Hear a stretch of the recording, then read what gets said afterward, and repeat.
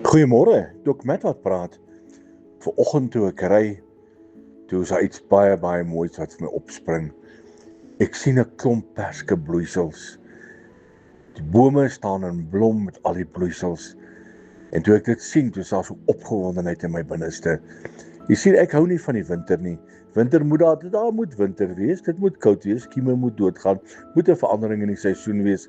Maar toe ek die bloeisel sien, toe besef ek die winter is op 'n eind. Augustus het aangebreek en September is dit lente, 'n nuwe seisoen. En so gebeur dit ook in ons lewens dat nuwe seisoene aanbreek. Miskien is jy moeg vir dit wat besig is om in jou lewe te gebeur. Miskien voel jy het nou net genoeg gehad en is tyd vir 'n verandering, is tyd vir iets nuuts.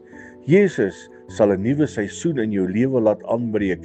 Geef hom die geleentheid, maak oop, geef hom die kans dat hy ook 'n nuwe seisoen in jou lewe laat aanbreek. Saam met die nuwe seisoen kom daar mooi, kom daar lenteblomme en 'n nuwe seisoen is altyd 'n wonderlike tyd. So, wat sê ek vanoggend vir jou?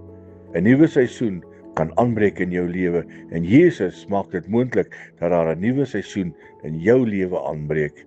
Herlewingsgroete.